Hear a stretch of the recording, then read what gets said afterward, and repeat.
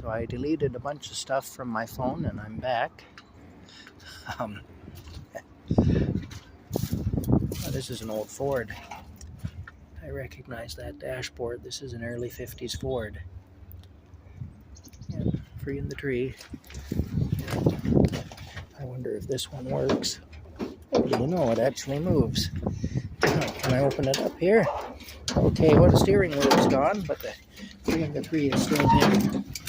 So let me show you what I'm talking about here. We move that old sealed beam over there. Alright, so there's first gear. That's neutral. That's second gear. That'd be reverse, actually. You know what? It moves up and down, but it don't go back and forth. Okay, it doesn't work either. I was wrong. It doesn't work. Anyway, here we go. We'll forget all about that then. Yeah, there's the old air conditioner. Pop-up vent there. Not much left of this one. We keep moving here. I think that's a Ford too, actually. I think so. I believe so. A little newer than that other one. Yeah, there's an old Bell telephone van. There's a 62 Pontiac. My dad had one of these when I was a little boy. He did. Yeah, he sure did. All right, now. Oh, it's missing some bits and pieces. The steering wheel's gone. All the dashboard pieces are gone. Looks like, yeah, it was a free in the tree. Yeah. It still has that smell to it that I remember. You'd have to smell it to know, but it's the old car smell. When I stick my head in here, I can smell it. That was the smell my dad's car had 50 years ago, even, you know, when it really wasn't that old. See, there's your back seat. It's kind of falling apart, but these were quite a car. The weakness with these cars, though, was that they had what they called an X-frame in them. There's the neat old taillights. See, Pontiac. Yeah. The weakness of these old cars, though, is that they had what was called an X-frame as opposed to a box perimeter frame. And they became rattle traps fairly quickly because of that. Yeah. Still, they weren't a bad car. Really, they weren't too bad a car. I think they were still better than anything they're making now. But, yeah. That little crank there was to open this vent window. You had a little crank you turn there to open the vent window. Anyway, let's keep moving here.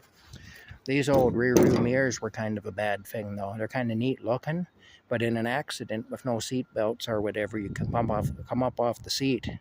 That mirror would literally scalp you if you come up under it. You know, it'd literally just peel your scalp right back off your head. So there were a lot of things like that with old cars that weren't so great, but they were still really neat. Like I say, I'd still sooner have one of those than anything we got now. I don't like the stuff we have now. What's this here? Oh, this is GM again. Yeah, this is a GM. For a second, I thought it might be an old Dodge, but it's a GM. Just by the dashboard.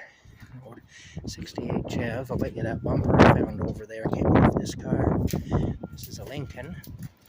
That there's a British car. It is. Let's see now. 68 Chev. Let's see if it's got a bumper on it. Oh, it does. It does. You see the same tail lights though. But yeah, it's got a same tail lights as the other one. But it's not off this car then. There's a Lincoln Premier. It's missing the Prem. It's missing the Pre. It's just the Mier now. Yeah,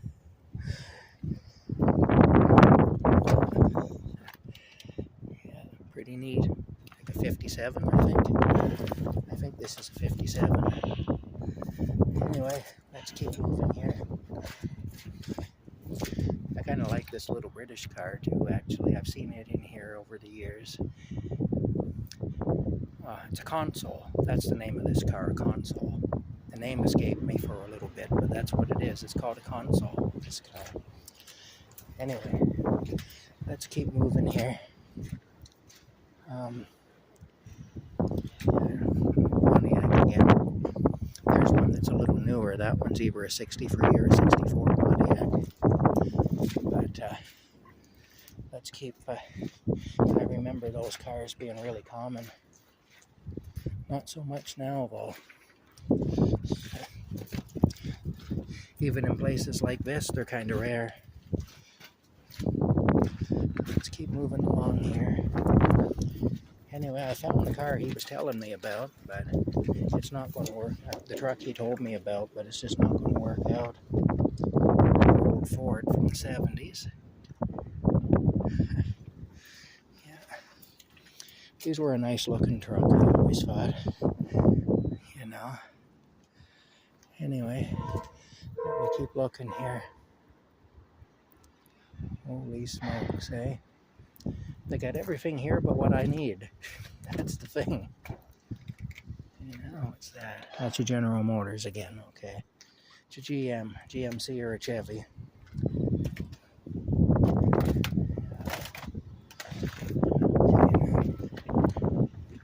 I'm trying not to step on anything that'll poke a hole in my nice new boots. Because the whole idea is that they're waterproof, and if I get a hole in them, that'll defeat the purpose. So, and it's very easy. It's very easy to get a hole in your boots in a place like this. I'll tell you. There are more old cars over there, old 50s cars and stuff. Yeah. Oh my goodness. Wait a minute. Wait just a minute. What did I see? Oh yeah. Oh yes. Is it in it? Oh, look at that. I actually found one. Ah. My luck is changing. My luck is changing. It is. It's actually accessible too. Oh, there we go. All right. As long as it isn't broken. And look, the door panel's even already off. Yeah, see it again, this one's a little newer than mine. This is when they changed the body style, and the dashboard changed at the same time. This would be like a 1999, but it doesn't matter. It's the same door latch. So that's good. That's what I need right there. Ah, let me see now. I see the little spin nuts there on it. Holy smokes, okay. I have an idea now of what I need. I do. All right. I'm going to have to get to work and take this off then. I brought a few tools. I may not have the tools that I need though, but I brought a few tools with me. Okay.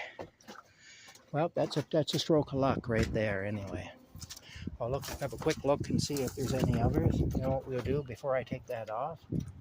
We'll have a look at the old cars down here. Why don't we do that? Just to celebrate, we'll have a look at the old cars down here. We will. Old square body. When I worked for Canadian Tire in Perth, we had two of these old square body trucks that we used to store trucks, and I often drove them. And this was back in 1990. And they were like, one of them was a 1975 and the other one was a what was it? One was a 75. It was actually the better of the two trucks. Oh, the other one was a 77. It wasn't as good as the 75. I didn't like driving it very much, but I loved to drive the 75. It was a really neat old truck. It was a good truck. But they were both pretty much wore out.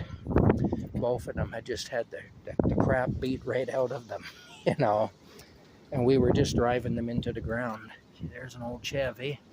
This is around a 54, somewhere in there. 53 or 54 Chevy. This is another Oldsmobile here, I believe. Yeah, look at that dashboard, eh? Can we open this up? Look at that. Isn't that pretty? Had the glove compartment right in the center there so you could reach in and grab your gun in an emergency. You know, that was kind of a running joke. I used to say that about cars that had that dashboard in the center. That's freaking solid. It's wild the metal these things had in them. So Crown Victoria over there from the 80s. Yeah. Lots of police cars were made out of Crown Victorias.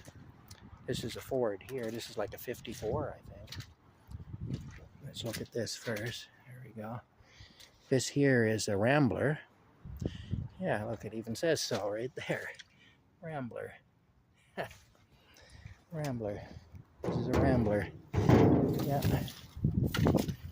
This is an old Ford with lots of vegetation growing in it.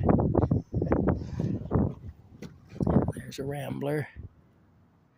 It's probably a free in the tree. I'll bet it is. I'll bet it is.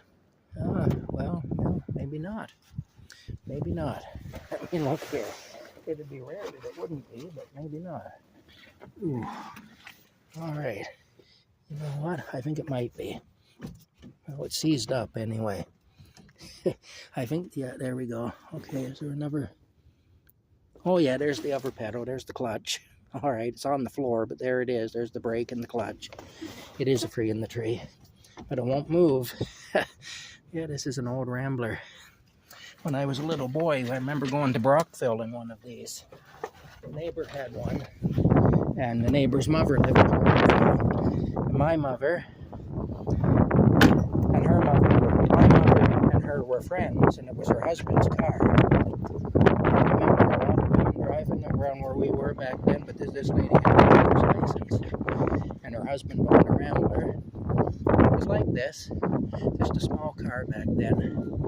Anyway, that, the door, just a small car back then. But anyway, I remember we drove from Smiths Falls to Brockville in the car just like this, only it was green. It was like a lime, not a lime green, but like like a flat green. I don't know how to describe it, almost an army green. Anyway, let's keep moving along. Look at this bumper, eh? Solid, just solid, you know. It's amazing. I love this old stuff. And I remember going up there to her mother's house for a visit, because this lady's mother lived in Brockville. We went up there for a visit. There's the back of the 54 Chev. Either a 53 or a 54, I don't know. Looks like somebody took target practice. You can see the bullet holes. Either that or they were running from the cops. Maybe, who knows. There was a lot of that went on back then too, back in the day. Anyway, we went up to Brockville to visit her mother, the neighbor lady's mother that lived there, and the neighbor lady's husband's Rambler, like that car I just showed you.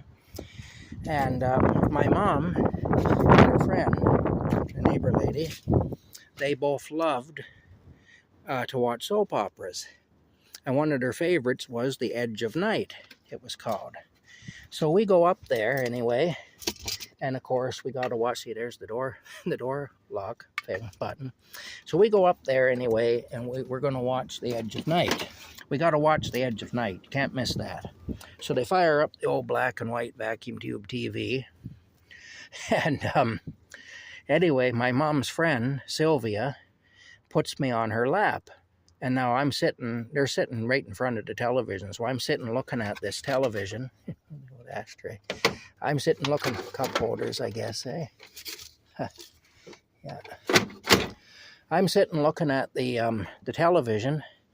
And this show started showing, it was just like at dusk, and it was an aerial view of all these roofs, with spired roofs and stuff of houses. And there was this organ music that played. And it was just this, like that, you know, that's how it sounded, the organ music. And, and then, so that kind of freaked me out. I was only like 3 or 4 years old. I think I must have been 3 years old, actually, looking back on it. But either 3 or 4, probably not 4 yet.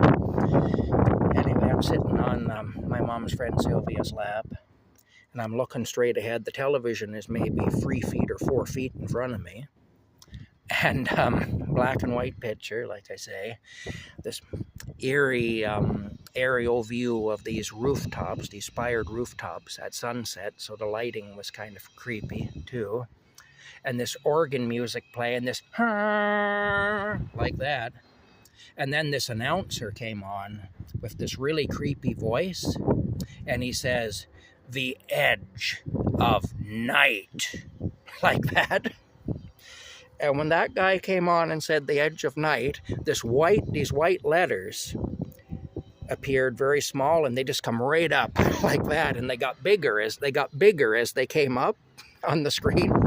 It was like a little dot in the center of the screen, and then it come right at you, and it got big, and it said, "The edge of night," you know, just as the guy was saying, "The edge of night."